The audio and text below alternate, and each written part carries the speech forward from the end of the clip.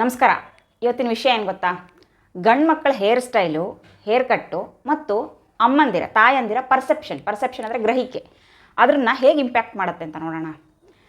ಏನಾಗುತ್ತೆ, ನಮ್ಮ ಮನೆಯಲ್ಲಿ ನನ್ನ ಮಗನ್ನ ಹೇರ್ ಕಟ್ಗೆ ನಾನೇ ಕರ್ಕೊಂಡು ಹೋಗೋದಾಗುತ್ತೆ. ಸಂಡೇ ಸಲೂನ್ಸ್ ಎಲ್ಲ ತುಂಬ ಬ್ಯುಸಿ ಇರುತ್ತೆ. ಸೊ ಅವ್ರು ಹೋದ್ರೂ ತುಂಬ ಉದ್ದ ಕ್ಯೂ ಇರುತ್ತೆ. ಆದ್ದರಿಂದ ಅವ್ರಿಗೆ ಟೈಮ್ ಇರಲ್ಲ, ನಾನೇ ಕರ್ಕೊಂಡು ಹೋಗ್ತಾ ಇರ್ತೀನಿ. ಅದಕ್ಕೆ ಅವನ ಹೇರ್ ಕಟ್ಟನ್ನು, ಹೇರ್ ಸ್ಟೈಲನ್ನು ನನ್ನ ಪರ್ಸೆಪ್ಷನ್ ಹೇಗೆ ಇಂಪ್ಯಾಕ್ಟ್ ಮಾಡ್ತಾ ಇದೆ ಅಂತ ನಿಮ್ಗೆ ಹೇಳ್ತೀನಿ ಕೇಳಿ. ನಾನು ಬೆಳೆದಿದ್ದು ಒಂದು 15 ಮನೆ ಇರೋ ಚಿಕ್ಕ ಹಳ್ಳಿನಲ್ಲಿ. ಅದು ಗೌರ್ಮೆಂಟ್ ಶಾಲೆಗೆ ಹೋಗಿದ್ದು. ಅಲ್ಲಿ ಅದು ನನ್ನ ಕೂದಲು ತುಂಬ ಉದ್ದ ಇತ್ತು. ಅದಕ್ಕೆ ಅಲ್ಲಿ ಏನಿದೆ ಅಂದರೆ ಕಂಪಲ್ಸರಿಲಿ ಜಡೆಯನ್ನು 2 ಪಾರ್ಟ್ ಮಾಡಿಕೊಂಡು, ಉದ್ದ ಜಡೆ ಇದ್ದವರು ಅದನ್ನು ರಿಬ್ಬನ್ ಹಾಕಿ ಟೈ ಮಾಡ್ಕೊಂಡು ಬರಬೇಕು, ಆಯಿತಾ? ಅದು ಏನಾಗ್ತಿತ್ತು, ಬೆಳಗ್ಗೆ 8:30ಗೆಲ್ಲ ಸ್ಕೂಲ್ ಸ್ಟಾರ್ಟ್ ಆಗಿಬಿಡ್ತಿತ್ತು. ವಾರದಲ್ಲಿ ಒಂದೇ ಸಲ ತಲೆ ಸ್ನಾನ, ಅದು ಸಂಡೇ ಮಾತ್ರ ಮಾಡಬೇಕು. ಮಧ್ಯದಲ್ಲಿ ಮಾಡಿಬಿಟ್ರೆ ಕೂದಲು ಒಣಗೋದೇ ಇಲ್ಲ, ಜ್ವರ ಬಂದುಬಿಡುತ್ತೆ, ಕೋಲ್ಡ್ ಆಗಿಬಿಡುತ್ತೆ. ಸೊ ಆ ಥರದ ಯಾವುದೇ ಆಪ್ಷನ್ಸ್ ಇಲ್ಲ. ಆದ್ದರಿಂದ ನಮ್ಮಮ್ಮ ಏನು ಮಾಡೋರು ಗೊತ್ತಾ, ನೀಟಾಗಿ ಎಣ್ಣೆ ಹಾಕಿ ರಿಬ್ಬನ್ ಹಾಕಿ 2 ಜಡೆಯಲ್ಲಿ ಮಡಚಿ ಕಟ್ಟೋರು. ಆಗ ಆ ಒಂದೇ ಒಂದು ಕೂದಲು ಸಹ ಅದನ್ನು ಬಿಟ್ಟು ಹಿಂಗೆ ಹೊರಗಡೆ ಬರ್ತಾ ಇರಲಿಲ್ಲ, ಅಷ್ಟು ನೀಟಾಗಿರೋದು. ನೆಕ್ಸ್ಟ್ ಡೇಗೆ ನೋಡಿದ್ರು ಒಂದು ಅರ್ಧ ಗಂಟೆ ಆಯ್ತಿರಬೇಕು ಕೂದಲು ಬಾಚ್ಕೊಂಡು ಅಂತ ಅನಿಸ್ಬೇಕಾಗಿತ್ತು. ಬಿಚ್ಚೋ ಕೆಲಸನೇ ಇಲ್ಲ. ನೆಕ್ಸ್ಟ್ ಡೇನೇ ಅದನ್ನ ಬಿಚ್ಚೋದು, ವಾಪಸ್ ಅದನ್ನ ಹಾಗೆ ಟೈ ಮಾಡೋದು. ಈ ಥರ ಇತ್ತು ನಮ್ಮದು ಹೇರ್ ಸ್ಟೈಲ್ ಮತ್ತು ಪರ್ಸೆಪ್ಷನ್, ಹಿಂಗಿತ್ತು. ಈಗ ನನ್ನ ಮಗನಿಗೆ ಬರೋಣ. ನನ್ನ ಮಗನನ್ನು ಹೇರ್ ಕಟ್ಟಿಗೆ ಕರ್ಕೊಂಡು ಹೋಗ್ತಾ ಇದ್ದೆ. ಅಲ್ಲಿ ಏನಾಗ್ತಿತ್ತು, ನನಗೆ ಸಲೂನ್ಗಳೆಲ್ಲ ಕರ್ಕೊಂಡು ಹೋಗುವಾಗ ಜೆಂಟ್ಸ್ ಸಲೂನಿಗೆ ಕರ್ಕೊಂಡು ಹೋಗ್ಬೇಕಾಯ್ತಾ. ಅಲ್ಲಿಗೆ ಹೋದರೆ ಸ್ವಲ್ಪ ನಾಚಿಕೆ ಆಗೋದು, ಸ್ವಲ್ಪ ಮುಜುಗರ ಆಗೋದು, ಏನಪ್ಪ ಮಾಡೋದು ಹೇಗಪ್ಪ ಕ್ಯೂನಲ್ಲಿ ಕೂತ್ಕೊಳ್ಳೋದು ಅಂತ. ಆಮೇಲೆ ಅದನ್ನೆಲ್ಲ ತೆಗೆದು ಸೈಡ್ಗೆ ಇಟ್ಬಿಟ್ಟೆ. ಇದೇ ರಿಯಾಲಿಟಿ, ಇದನ್ನ ಅಕ್ಸೆಪ್ಟ್ ಮಾಡ್ಕೋಬೇಕು. ಮುಜುಗರ ಆಗುತ್ತೆ, ಎಲ್ಲ ಸರಿ. ಆದರೆ ಹೇರ್ ಕಟ್ ಮಾಡಿಸ್ಲೇಬೇಕಲ್ವೇನ್ರಿ ಮಕ್ಕಳಿಗೆ?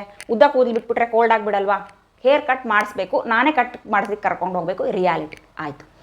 ಸೊ ಅಕ್ಸೆಪ್ಟ್ ಮಾಡಿಕೊಂಡು ನಾನೇ ಕರ್ಕೊಂಡು ಹೋಗೋದಕ್ಕೆ ಸ್ಟಾರ್ಟ್ ಮಾಡಿದೆ. ಫಸ್ಟಿಗೆ ಏನಾಯಿತು ಅಂದರೆ, ನಾವು ಅವಾಗ ಚೆನ್ನೈಯಲ್ಲಿದ್ವಿ. ಆದ್ದರಿಂದ ಭಾಷೆ ಬರ್ತಾ ಇರಲಿಲ್ಲ, ಹಿಂಗೆ ಹೇಳೋದು ಏನು ಹೇಳೋದಂತ ಗೊತ್ತಾಗ್ತಾ ಇರಲಿಲ್ಲ.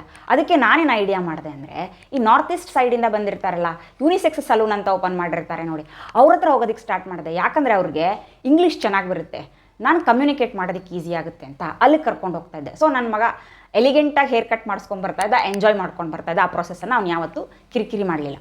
ಅಲ್ಲಿಗೆ ಆವಾಗ ಪ್ರಾಬ್ಲಮ್ ಆಗಲಿಲ್ಲ. ಅವನಿಗಿನ್ನೂ ಹೇರನ್ನು ಸ್ಟೈಲ್ ಮಾಡಬೇಕು ಅಂತ ಎಲ್ಲ ಗೊತ್ತಾಗಲ್ಲ. ಯಾಕಂದರೆ ಅವನಿಗೆ ಚಿಕ್ಕವನಿದ್ದಾನೆ. ದೊಡ್ಡವನಾದ್ಮೇಲೆ ಅವನು ಬಿಡ್ರಿ, ಅವಾಗ ಅವನು ಹೋಗ್ತಾನೆ ಹೇರ್ ಕಟ್ ಮಾಡಿಸ್ಕೊಂಬರ್ತಾರೆ, ಅವಾಗ ಅವನು ತಲೆ ಕೆಡಿಸ್ಕೊತಾನೆ, ನನಗೇನು ಸಂಬಂಧ ಇರಲ್ಲ. ಆದರೆ ಅಲ್ಲಿವರೆಗೂ ಬಟ್ ಸ್ಟಿಲ್ ಯಾರೋ ಹೇಳಿದ್ದನ್ನು ಕೇಳಿಸ್ಕೊಂಡು ಹೇರ್ ಕಟ್ ಹೋದವನು ಮಾಡಿಸ್ಕೋದಕ್ಕೆ ಹೋದಾಗ ಅವ್ರ ಹತ್ರ ಹೇಳೋನು ಸ್ಪೈಕ್ ಅಂತ. ಸೊ ಅವರು ಚಿಕ್ಕದಾಗೆ ಹೇರ್ ಕಟ್ ಮಾಡಿದ್ರು ಸ್ಪೈಕ್ ಮಾಡಿಬಿಟ್ಟು ಕಳಿಸೋರು ಅವನಿಗೆ. ಅವ್ನು ಮನೆಗೆ ಬರೋವರೆಗೂ, ನಾನು ತಲೆ ಸ್ನಾನ ಮಾಡಿಸೋವರೆಗೂ ಹಾಗೆ ಇರ್ತಿತ್ತು. ಸೊ ಅವನಿಗೆ ಎಂಜಾಯ್ ಮಾಡ್ತಾ ಇದ್ದ ಅದನ್ನು. ಈಗ ಹೇರ್ ಕಟ್ ಮಾಡೋದಕ್ಕೆ ನಾವು ಏನು ಇನ್ಸ್ಟ್ರಕ್ಷನ್ ಕೊಡ್ತೀವಿ ಅವ್ರಿಗೆ ಗೊತ್ತಾ? ಸಮ್ಮರ್ ಕಟ್ ಥರ ಚಿಕ್ಕದಾಗಿ ಹೇರ್ ಕಟ್ ಮಾಡಿಬಿಡಿ, ಆಮೇಲೆ ಮುಂದ್ಗಡೆ ಸ್ವಲ್ಪ ಕ್ರಾಪ್ ಮಾಡೋದಕ್ಕೆ ಬಿಟ್ಬಿಡಿ. ಸ್ಕೂಲ್ಗೆ ಹೋಗ್ತಾನಲ್ಲ, ಅದಕ್ಕೆ ಒಂದು ಲೆಫ್ಟ್ಗೆ ಇಲ್ಲ ರೈಟ್ಗೆ ಸ್ವಲ್ಪ ಎಣ್ಣೆ ಹಾಕಿ ಬಾಚಿಬಿಟ್ರೆ ಕೂದಲು ಸಂಜೆವರೆಗೂ ಅಲ್ಲಾಡದೆ ಹಾಗೆ ಕೂತಿರುತ್ತೆ. ಇದು ನಮ್ಮ ಪರ್ಸೆಪ್ಷನ್. ಯಾಕೆ ಹೇಳಿ, ನಮಗೂ ಹೀಗೆ ಕೂದಲು ಬಾಚ್ತಿದ್ರಲ್ಲ, ಹೇರ್ ಸ್ಟೈಲ್ ಮಾಡ್ತಿದ್ರಲ್ಲ. ಅದಕ್ಕೆ ನನ್ನ ಮಗನಿಗೂ ಹಾಗೆ ಪರ್ಫೆಕ್ಟಾಗಿ ಹೇರ್ ಸ್ಟೈಲ್ ಮಾಡಿ ನಾನು ಸ್ಕೂಲಿಗೆ ಕಳಿಸ್ತೀನಿ. ಅವನಿಗೆ ಸ್ಕೂಲ್ಗೆ ಹೋಗುವಾಗ ಪ್ರಾಬ್ಲಮ್ ಆಗಲ್ಲ. ಆದರೆ ಅವರಪ್ಪ ಹೇರ್ ಕಟ್ಗೆ ಯಾವಾಗಾದರೂ ಅಪರೂಪಕ್ಕೆ ಕರ್ಕೊಂಡು ಹೋಗ್ಬಿಟ್ರೆ ಆವಾಗ ಬರುತ್ತೆ ಸ್ಪೈಕ್ ಅಂತೆ, ಆ ಸ್ಟೈಲ್ ಅಂತೆ, ಈ ಸ್ಟೈಲ್ ಅಂತೆ, ಏನೇನೋ ಬರುತ್ತೆ. ಆಮೇಲೆ ಕೂದಲು ಉದ್ದ ಆಗಿಬಿಡುತ್ತೆ. 15 ದಿವಸದಲ್ಲಿ ಮತ್ತೊಂದು ಸಲ ಹೇರ್ ಕಟ್ ಕರ್ಕೊಂಡು ಹೋಗ್ಬೇಕು. ಈ ರಗಳೆ ಯಾರಿಗೆ ಬೇಕ್ರಿ? ಅದಕ್ಕೆ ನಾನೇನು ಮಾಡ್ತೀನಿ, ಯಾವಾಗಲೂ ಒಂದೇ ಸ್ಟೈಲ್. ಏನು ಸ್ಟೈಲ್ ಹೇಳಿ? Summer cut. ಜೊತೆಗೇನು ಹೇಳಿ, ಸ್ವಲ್ಪ ಕ್ರಾಪ್ ಬಿಡೋದಕ್ಕೆ, ಕ್ರಾಪ್ ಮಾಡೋದಕ್ಕೆ ಕೂದಲು ಬಿಟ್ಬಿಡಿ ಅಂತ ಹೇಳಿಬಿಟ್ರೆ ಈಸಿಯಾಗಿ ಮಾಡ್ತಾರೆ. ಅವ್ರಿಗೂ ಈಸಿ, ನಮಗೂ ಈಸಿ, ಮಕ್ಕಳಿಗೂ ಈಸಿ, ಕೂದಲು ಒಣಗುತ್ತಲ್ಲ. ಇದು ಹೇರ್ ಸ್ಟೈಲಿನ ಹಿಂದಿರುವ ನಮ್ಮ ಅಮ್ಮಂದಿರ ಪರ್ಸೆಪ್ಷನ್. ಅದಕ್ಕೆ ಅಮ್ಮಂದಿರ ಫೇವ್ರೆಟ್ ಹೇರ್ ಸ್ಟೈಲ್ ಏನು ಗೊತ್ತಾ? 1 ಪಾರ್ಟ್ ಮಾಡೋದು. ಗಂಡು ಮಕ್ಕಳಿಗೆ ಮಾಡಿಸೋದ್ರಲ್ಲಿ ಹೇಳ್ತಾ ಇದ್ದೀನಿ, ಹೆಣ್ಮಕ್ಳ ಬಗ್ಗೆ ಮಾತಾಡ್ತಾ ಇಲ್ಲ. ಒಂದು ಲೆಫ್ಟ್ಗೆ ಇಲ್ಲ ರೈಟ್ಗೆ ಬಾಚ್ಬಿಟ್ರೆ ಮುಗಿದೋಯ್ತು. ಈಸಿ ಅಲ್ವಾ?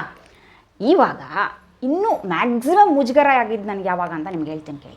ಯೂಶ್ವಲಿ ಸಲೂನಲ್ಲಿ ಯಾರು ಬರ್ತಾರೆ, ಗಂಡು ಮಕ್ಕಳ ಸಲೂನ್ಗೆ ಹೋದರೆ ಗಂಡಸರು ತಾನೇ ಬರಬೇಕು. ಅಲ್ಲಿ ಕೆಲವೊಬ್ರು ಏನು ಮಾಡೋರು, ನಾನು ವೇಟ್ ಮಾಡೋದನ್ನು ನೋಡೋಕ್ಕಾಗ್ದಿರಾ ಹೋಗ್ಲಿ ಬಿಡಿ, ನೀವೇ ಮಾಡಿಸ್ಕೊಂಡು ಹೋಗ್ಬಿಡಿ, ಚಿಕ್ಕ ಮಗುನ ಕರ್ಕೊಂಡ್ಬಂದಿದ್ದೀರಾ ಅಂತ ನಾನು ಬಿಟ್ಬಿಡೋರು. ನಾನು ಅವ್ರಿಗೆ ಎಷ್ಟು ಥ್ಯಾಂಕ್ಸ್ ಹೇಳ್ತಾ ಇದ್ದೆ ಅಂತ ನನ್ನ ಮನಸ್ಸಲ್ಲೊಂದೇ ಅಲ್ಲ, ಬಾಯಲ್ಲೂ ಹೇಳ್ತಾ ಇದ್ದೆ ಅಂತ ನನಗೆ ಗೊತ್ತಿಲ್ಲ. ಯಾಕಂದರೆ ಅಷ್ಟೊತ್ತಿನ ಮುಜುಗರ ಕಡಿಮೆ ಆಗುತ್ತಲ್ಲ ಅಂತ. ಸಮ್ಟೈಮ್ಸ್ ಆಗಲ್ಲ, ಕ್ಯೂನಲ್ಲಿ ಕುತ್ಕೋಬೇಕಾಗ್ತಿತ್ತು. ಸಮ್ಟೈಮ್ಸ್ ಆಮೇಲೆ ಬರ್ತೀನಿ ಬಿಡಿ ಅಂತ ಅಂದೆ. ಆಮೇಲೆ ಅವ್ರನ್ನ ಪರಿಚಯ ಮಾಡಿಕೊಂಡು ಅವ್ರ ಫೋನ್ ನಂಬರ್ ತೊಗೊಂಡು ಇವಾಗ ಬರ್ಬೋದಾ ಅಂತ ಕೇಳ್ಕೊಂಡು ಹೋಗ್ತಾ ಇದ್ದೆ. ಆ ಥರನೂ ಮಾಡಿದ್ದಾಯಿತು. ಇದೆಲ್ಲ ಆದಮೇಲೆ ನಾವು ಚೆನ್ನೈನ ಬಿಟ್ಬಿಟ್ಟು ಬೇರೆ ಊರಿಗೆ ಬಂದ್ವಲ್ಲ. ಇಲ್ಲಿಗೆ ಬರೋ ಮುಂಚೆ ನನ್ನ ಮಗ ನನಗೆ ಒಂದು ಪ್ರಶ್ನೆ ಕೇಳಿದ, ಅಮ್ಮ ನಾವು ಕಂಟಿನ್ಯೂಸ್ ಆಗಿ 3 ಇಯರ್ಸಿಂದ ಇಲ್ಲೇ ತಾನೇ ಹೇರ್ ಕಟ್ ಮಾಡಿಸ್ತಾ ಇದ್ದಿದ್ದು, ಇವಾಗ ನಾವು ಇಲ್ಲಿಂದ ಇದನ್ನ ಬಿಟ್ಬಿಟ್ಟು ಹೋದ್ಮೇಲೆ ಈ ಅಣ್ಣನ ಮಿಸ್ ಮಾಡ್ಕೋತೀಯಾ? ಮೋಸ್ಟ್ ಮುಜುಗರ ಆಗಿದ್ದು ನನಗೆ ಆವಾಗ. ಆ ಹೇರ್ ಕಟ್ ಸಲೂನ್ ಅಣ್ಣನನ್ನು ನಾನು ಮಿಸ್ ಮಾಡ್ಕೋತೀನ. ಓ ಮೈ ಗಾಡ್, ನನಗೆ ಏನು ಹೇಳಬೇಕಂತಾನೆ ಗೊತ್ತಾಗಿಲ್ಲ. ಈ ಥರ ಮ್ಯಾಕ್ಸಿಮಮ್ ಎಂಬರಾಸ್ಮೆಂಟ್ ಮತ್ತು ಮುಜುಗರ ಆಗಿದ್ದು ನನಗೆ ಆವಾಗ. ಈ ಹೇರ್ ಕಟ್ ಅಣ್ಣನನ್ನು ನಾನು ಮಿಸ್ ಮಾಡ್ಕೋತೀನಿ ಅನ್ನೋ ಕ್ವಶನ್ಗೆ ಗಾಡ್ ಹೆಲ್ಪ್ ಮೀ ಅಷ್ಟೇ. ಮುಂದೆ ನಾನು ಎಕ್ಸ್ಪ್ಲನೇಷನ್ ಕೊಡಬೇಕಾಗಿಲ್ಲ. ನಾನು ಮಿಸ್ ಮಾಡ್ಕೋತಾ ಇರಲಿಲ್ಲ, ಡೆಫಿನೆಟ್ಲಿ ಮಿಸ್ ಮಾಡ್ಕೊಳ್ಳಲ್ಲ. ಬಟ್ ಸ್ಟಿಲ್ ಅವ್ರು ತುಂಬ ತುಂಬ ತುಂಬ ಡೀಸೆಂಟ್ ಆಗಿದ್ದರು. ನನಗೆ ಯಾವತ್ತೂ ಒಂದೇ ಒಂದು ಸಣ್ಣ ಕಿರಿಕಿರಿ ಆಗೋ ಥರ ಅವಕಾಶ ಕೊಡಲಿಲ್ಲ. ತುಂಬ ರೆಸ್ಪೆಕ್ಟ್ಫುಲ್ಲಾಗಿ, ತುಂಬ ನೀಟಾಗಿ, ಡೀಸೆಂಟಾಗಿ ಬಿಹೇವ್ ಮಾಡಿದ್ದಾರೆ ಇವತ್ತಿನವರೆಗೂ. I am so thankful to him. ಆಯಿತಾ? ಸೊ ಇವಾಗ ಗೊತ್ತಾಯ್ತಲ್ಲ ನಿಮಗೆ ಯಾಕೆ ಅಮ್ಮಂದರು ಹೇರ್ ಸ್ಟೈಲನ್ನು ಮಕ್ಕಳಿಗೆ ಒಂದೇ ಥರ ಮಾಡ್ತಾರೆ. ಒಂದು ಪಾರ್ಟ್ ಮಾಡೋದು ಲೆಫ್ಟ್ ಅಥವಾ ರೈಟ್, ಅದನ್ನು ಕ್ರಾಪ್ ಮಾಡಿಬಿಡೋದು. ಯಾಕೆ ಹೇಳಿ? ವೆರಿ ಈಸಿ, ಕಷ್ಟ ಆಗಲ್ಲ. ಎಣ್ಣೆ ಹಾಕಿ ನೀಟಾಗಿ ಬಾಚಿದ್ರೆ ಹೋಲ್ ಡೇ ಹಾಗೆ ಇರುತ್ತೆ. ನೀವು ಪಾಕೆಟಲ್ಲಿ ಒಂದು ಕೋಂಬನ್ನು ಕ್ಯಾರಿ ಮಾಡಬೇಕಂತ ಇಲ್ಲ. ಎಷ್ಟೊತ್ತಿಗೂ ಕೈಯಲ್ಲಿ ಹಿಂಗಿಂಗೆ ಅಂದ್ಬಿಟ್ರೆ ಹಾಗೆ ಕುತ್ಕೊಂಡ್ಬಿಡುತ್ತೆ.